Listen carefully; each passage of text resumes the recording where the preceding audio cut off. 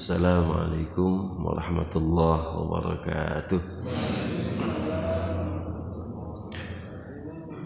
Innal hamdalillah nahmaduhu wa nasta'inuhu wa nastaghfiruh wa na'udzu billahi min shururi anfusina wa min sayyiati a'malina may yahdihillahu fala mudilla lahu wa may yudlil fala hadiya lahu. أشهد أن لا إله إلا الله وحده لا شريك له وأشهد أن محمدا عبده ورسوله اللهم فصل وسلم على عبدك ورسولك سيدنا محمد وعلى آله وصحبه وبارك وسلم أجمعين. أما بعد، قال الله تعالى في كتابه الكريم: أعوذ بالله من الشيطان الرجيم بسم الله الرحمن الرحيم. يا أيها الذين آمنوا اتقوا الله وقولوا قولا سديدا يصلح لكم أعمالكم ويغفر لكم ذنوبكم ومن يطع الله ورسوله فقد فاز فوزا عظيما. الآية صدق الله العظيم. Hadirin dan hadirat jamaah subuh Masjid Agung Surakarta yang dirahmati Allah Subhanahu wa taala. Terlebih marilah kita bersyukur pada Allah Subhanahu wa taala pada pagi hari ini kita semuanya masih diberikan kesehatan oleh Allah Subhanahu wa taala. Kita bisa mengikuti sholat subuh, kemudian kita lanjutkan kajian walaupun hanya sebentar, mengisi waktu kita untuk mencari ilmu, untuk menuntut ilmu. Salawat dan salam yang kita sampaikan kepada junjungan kita Nabi Muhammad sallallahu alaihi wasallam. Mudah-mudahan kita semuanya termasuk umat beliau yang akan senantiasa mendapatkan syafaatnya fid dini wad dunya wal akhirah, amin ya rabbal alamin. Hadirin hadirat rahimakumullah. Sebetulnya pagi ini jadwal yang mengisi adalah Habib Muhammad bin Yahya Al-Barakbah, namun beliau mungkin berhalangan hadir karena suatu hal ya. Karena itu untuk mengisi kekosongan ini mari kita sejenak, mudah-mudahan nanti ada manfaatnya untuk kita semuanya. Hadirin hadirat rahimakumullah. Tidak terasa waktu ini sebegitu cepatnya ya. Pada saat ini kita sudah masuk pada bulan Rajab, ya, bulan Rajab. Kemarin pertengahan Rajab ya. Mungkin malam ini tanggal yang ke-17 ya, saya tidak salah. Kalau tidak 17, 18 sekitar itu. Ya. Artinya apa? Dalam waktu yang tidak lama kita akan masuk bulan Ramadan. Tinggal 1,5 bulan lah, sudah Ramadan. Cepat sekali kita masuk bulan Ramadan. Rajab dan Rajab, kemudian Sya'ban dan Ramadan ini adalah termasuk bulan-bulan yang dimuliakan Allah Subhanahu wa taala. Oleh karena itu memang anjuran Allah Subhanahu wa taala sebagaimana banyak hadis yang menyampaikan masalah ini, kita dianjurkan senantiasa mengisi bulan-bulan ini dengan banyak amaliyah ya. Macam-macam, ada amaliyah puasa, ada amaliyah yang lain, banyak bersolawat, banyak beristighfar, banyak bersedekah. Tentunya anjuran dan himbauan sunnah-sunnah amaliyah tadi tentunya di dalam rangka kita memuliakan bulan-bulan yang dimuliakan oleh Allah Subhanahu wa taala. Ketika kita, karena Allah Subhanahu wa taala memuliakan bulan yang dimuliakan, kemudian kita juga termasuk bagian dari hamba Allah yang mampu memuliakannya, insyaallah kita semuanya termasuk hamba Allah yang dicintai oleh Allah Subhanahu wa taala. Karena sebagaimana tidak mungkin kita menjadi orang yang dicintai oleh Allah Subhanahu wa taala tanpa kita harus mencintai dan menghormati apa yang dicintai oleh Allah Subhanahu wa taala. Sebuah keniscayaan ya. Oleh karena itu, mari kita isi bulan-bulan ini dengan senantiasa kita memperbanyak amal soleh, memperbanyak berzikir kepada Allah SWT, memperbanyak muhasabah kepada diri kita masing-masing, senantiasa kita memperbanyak menjaga diri dari perbuatan-perbuatan yang mengikuti hawa nafsu. Karena memang kita semuanya pada akhir-akhir ini, setiap bergantinya waktu bukan berarti tidak ada tantangan. Semakin hari tantangan kita luar biasa. Tantangan untuk mengikuti hawa nafsu itu luar biasa. Dengan kondisi-kondisi yang luar biasa pada saat ini, apalagi kondisi keadaan yang serba kurang menguntungkan ini, tentu upaya bisikan-bisikan, ajakan-ajakan syaitan untuk mengikuti hawa nafsu kita ini loh semakin besar. Oleh karena itu, hari-hari ini kita manfaatkan untuk bermuhasabah kepada Allah SWT, untuk senantiasa menjaga diri kita masing-masing supaya tidak terjerumus pada kita mengikuti hawa nafsu kita masing-masing, yang akan menjerumuskan kita bukan ke jalan Allah SWT, tapi ke jalan fujur, jalan yang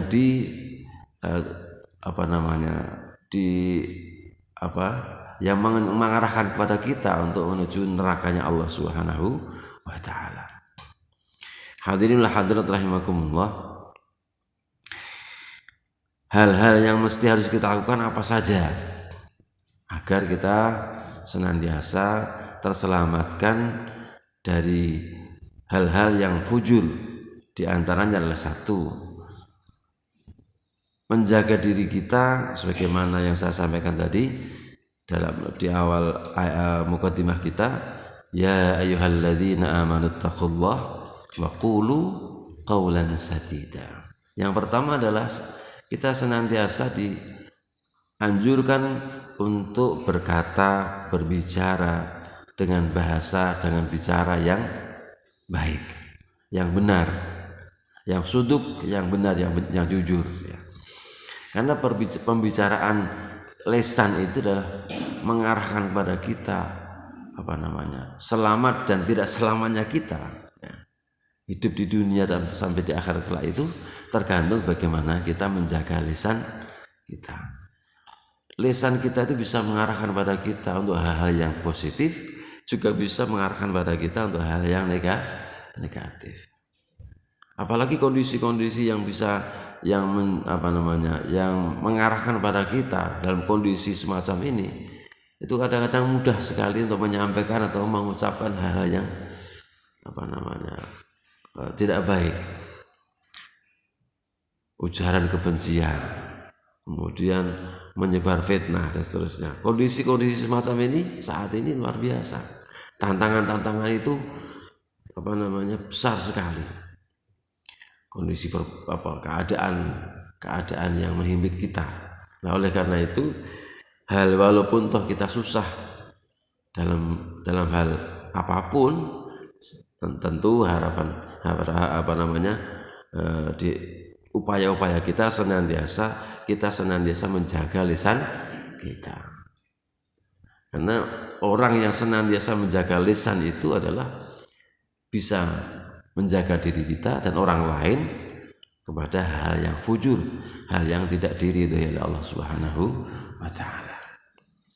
Karena memang konsep agama kita dari Islam itu adalah senantiasa kita menyelamatkan. Orang bisa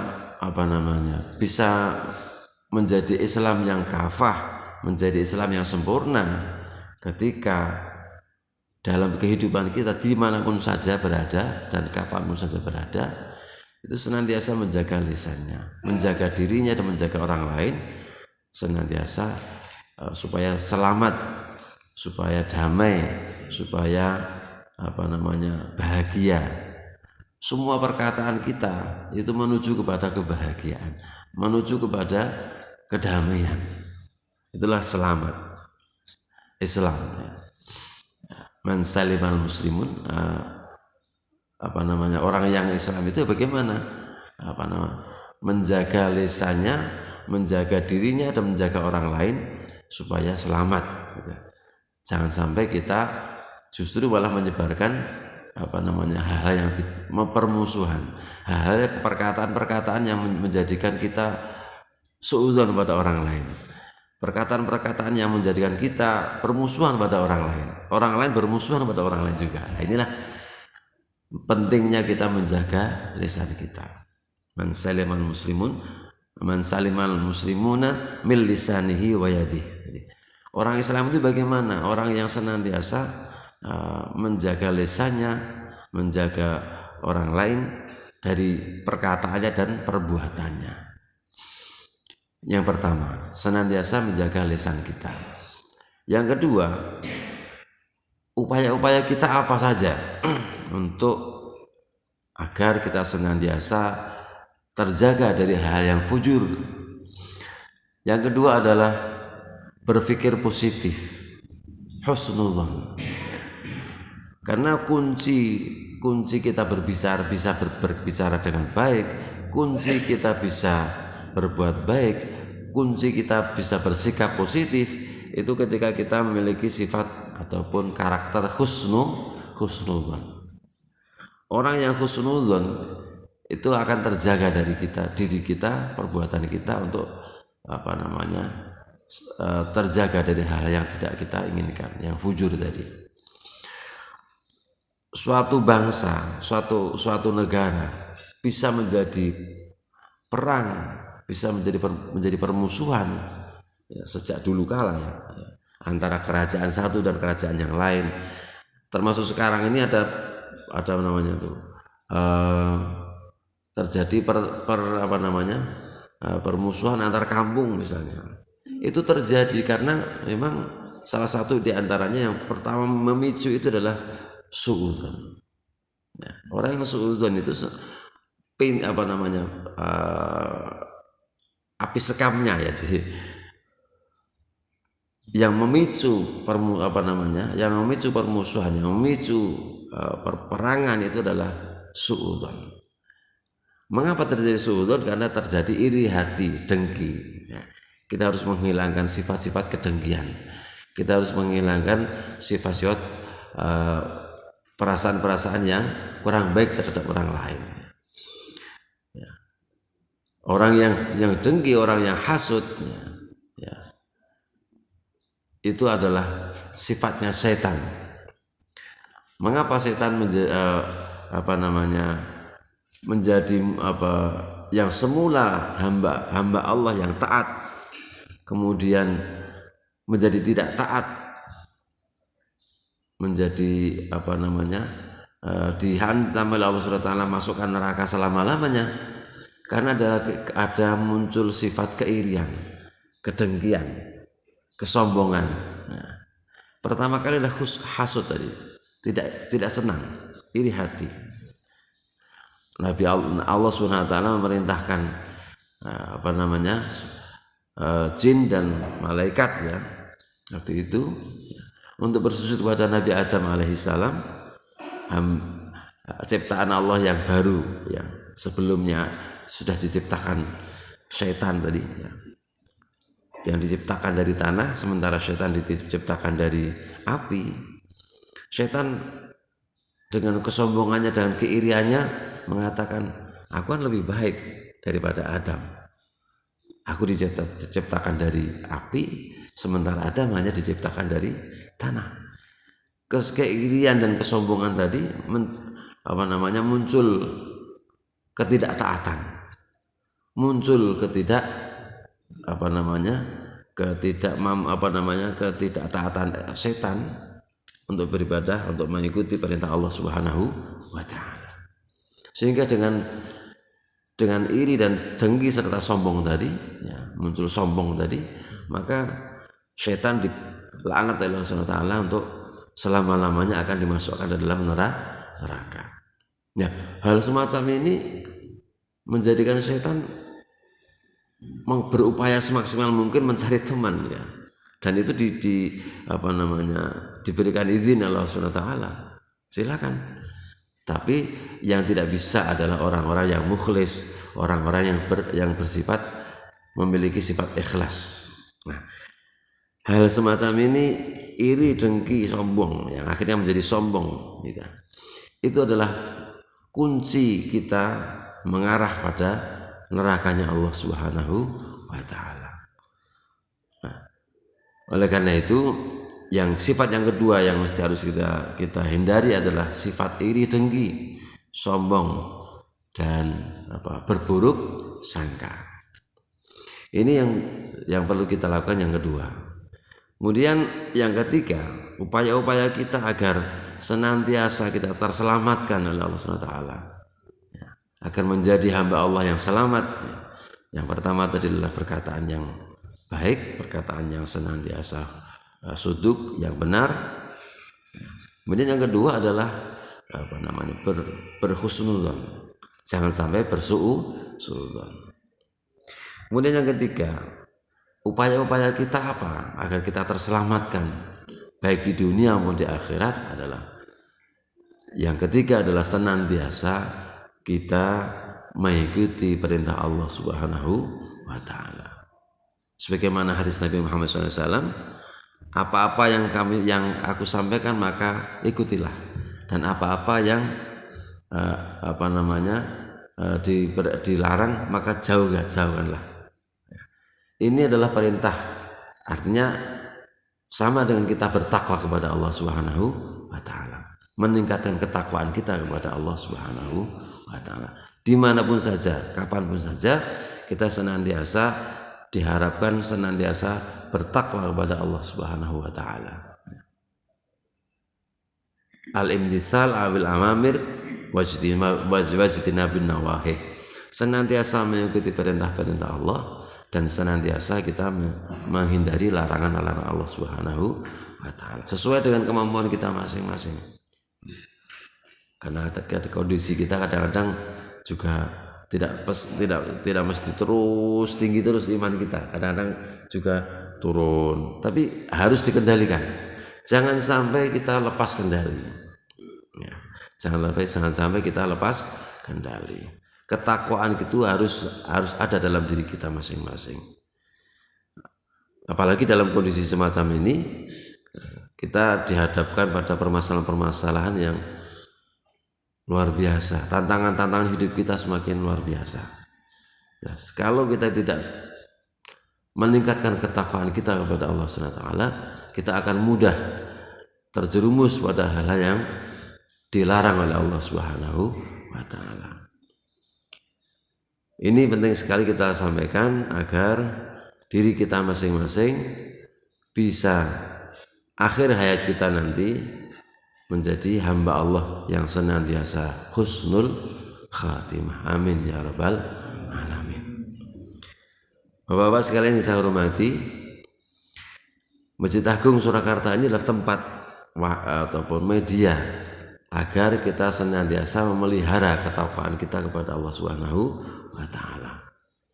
Mari kita manfaatkan Masjid Agung Surakarta ini dan tempat-tempat yang lain, ya, baik itu mushola ataupun masjid-masjid yang lain, kita manfaatkan untuk senantiasa terkondisikan. Karena nyun sewu, hati kita, kondisi keadaan kita itu adalah masih awam, mudah terpengaruh, gampang kena pengaruh. Oleh karena itu, dalam kondisi karena kita mudah kena pengaruh, maka langkah-langkah strategi kita apa? Langkah-langkah kita agar tidak mudah kena pengaruh, yaitu mengkondisikan kita kepada hal-hal yang keadaan yang tidak mempengaruhi kita untuk perbuatan yang tidak baik. Di antaranya adalah senantiasa kita mendatangi tempat-tempat ibadah, masjid, mushola, kemudian pengajian-pengajian, kajian-kajian walaupun sebentar itu, kita senantiasa mengikuti itu agar kita selalu terkondisikan dalam kondisi takwa kepada Allah Subhanahu wa taala. Sebab kalau tidak seperti itu, kadang-kadang kita keluar dari masjid aja udah pengaruhnya udah luar biasa. Kita di masjid enak, hati kita enak, tenang ya, tenang ya. Tapi nanti kita masuk ke pasar, masuk ke perkampungan, masuk ke jalan, udah beda lagi. Oleh karena itu kalau kondisi kita ya, kondisi kita di luar terus tanpa masuk masjid mengkondisikan, nah, maksudnya masjid itu tidak hanya masjid dalam arti harfiah, tapi lebih pada tataran kontekstual ya. Hati kita senantiasa dikondisikan, senantiasa perbuatan kita senantiasa mendekatkan diri pada Allah Subhanahu wa taala. Itu namanya pentingnya kita mengkondisikan kita. Karena kondisi kita sebagai orang yang awam, ulama-ulama dulu konsepnya adalah wong kang soleh kumpulono. Tombok ati iku 5 warnane kan itu. Di antaranya adalah wong kang soleh kumpulan. Artinya apa? Orang keadaan yang baik itu adalah kita senantiasa mengkondisikan itu. Senantiasa masuk dalam lingkungan yang baik. Jangan sampai kita lepas dari kondisi yang tidak baik. Karena kita mudah dipengaruhi oleh hal yang tidak baik karena sebagai orang awam. Ini adalah langkah-langkah berikutnya. Yang terakhir, yang berikutnya adalah upaya-upaya kita senantiasa agar kita terselamatkan kehidupan dunia dan akhirat, yaitu senantiasa kita ingat kepada kematian. Kita siap tidak siap, suka tidak suka, pasti akan mengalami itu. Setiap kita akan mengalami kematian. Yang kedua, yang pentingnya kita kematian itulah kita tidak ngerti kapan kita mati. Jatah hidup kita kapan. Nah, karena kita tidak tahu, maka memanfaatkan sisa-sisa hidup kita agar senantiasa kita selalu mengingat kematian. Karena dengan mengingat kematian itu hati kita akan menjadi lunak. Hati kita akan menjadi baik. Hati kita akan menjadi lebih tenang. Tapi kalau kita tidak ingat kematian, itu adalah perbuatan kita. Perbuatan kita akan tidak terkondisikan. Mudah mengikuti hawa nafsu. Mulane nek enten kematian itu kita satu ya. Senantiasa kita takziah. Takziah itu adalah tazkirah untuk kita semuanya, bisa mengingatkan kepada kita semuanya agar kita mau tidak mau, siap tidak siap, suka tidak suka, kita akan mengalami hal yang sama. Mbuh kapan jatah awake dhewe gitu kan. Nah, oleh karena itu kita harus senantiasa di mana saja dan kapan saja kita senantiasa mengingat akan kematian kita. Ini semacam ini perlu kita sampaikan agar hal-hal yang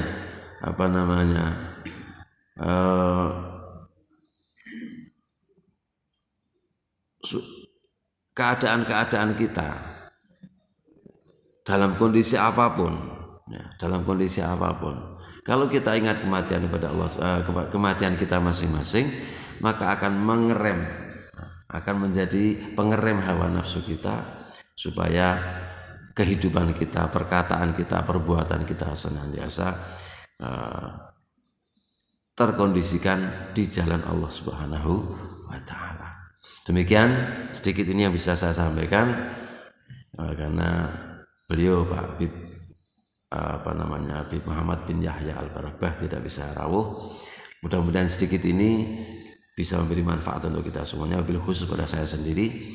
Mari kita akhiri pertemuan pada pagi hari ini dengan membaca hamdalah bersama-sama. Alhamdulillahirabbil alamin wal afu minkum. Wassalamualaikum warahmatullahi wabarakatuh.